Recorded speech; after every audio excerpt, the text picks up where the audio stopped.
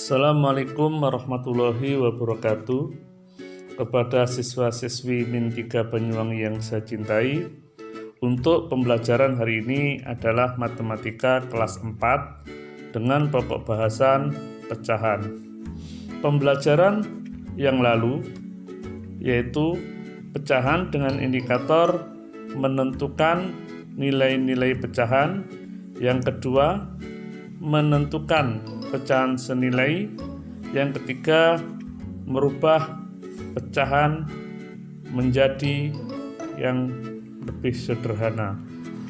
Untuk pembelajaran kali ini adalah kelanjutan dari materi yang kemarin, yaitu pecahan dengan tujuan pembelajaran. 1. Siswa diharapkan dapat menentukan pecahan biasa.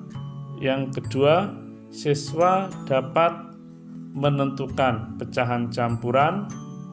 Yang ketiga, siswa dapat menentukan pecahan desimal.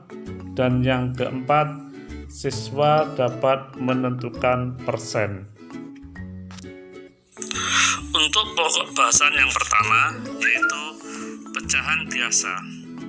Pecahan biasa dapat dinyatakan dengan A per B.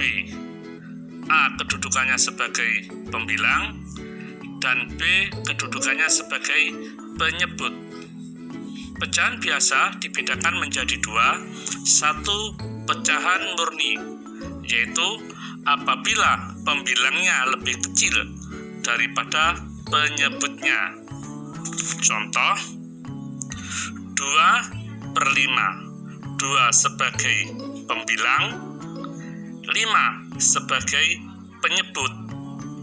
2 lebih kecil daripada 5 atau pembilang lebih kecil daripada penyebutnya.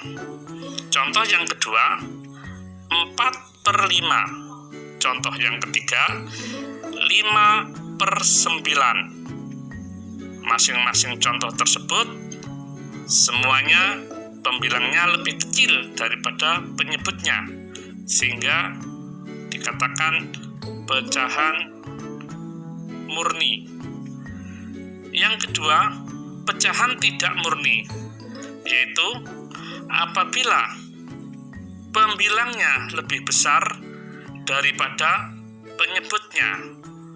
Contoh, 5. 3 posisinya sebagai penyebut. 5 lebih besar daripada 3 atau pembilang lebih besar daripada penyebut. Contoh yang kedua adalah 7/5. Yang ketiga, 9/7. Dari ketiga contoh tersebut, masing-masing pembilangnya lebih besar daripada penyebutnya, sehingga dikatakan pecahan tidak murni, dan seterusnya. Pokok bahasan yang ketiga adalah pecahan campuran. Pecahan campuran adalah pecahan yang terdiri dari bilangan bulat dan bilangan pecahan biasa. Contoh, 1/2. 1 yang pertama merupakan bilangan bulat, 1/2 merupakan bilangan pecahan biasa. Contoh yang kedua, 2/5. 2 merupakan bilangan bulat, 2/5 merupakan bilangan pecahan biasa. Contoh yang ketiga, 4/3/7. 4 merupakan bilangan bulat, 3/7 merupakan bilangan pecahan biasa. Dari ketiga contoh tersebut, masing-masing terdiri dari 1 bilangan bulat dan yang satunya lagi bilangan pecahan biasa, sehingga bilangan tersebut atau pecahan tersebut disebut pecahan campuran. Pokok bahasan yang ketiga adalah pecahan desimal.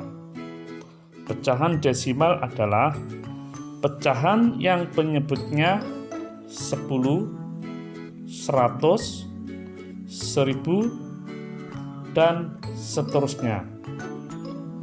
Penulisan pecahan desimal biasanya dinyatakan dalam bentuk koma. Contoh, 0,4. Di belakang koma ada satu angka, yaitu angka 4.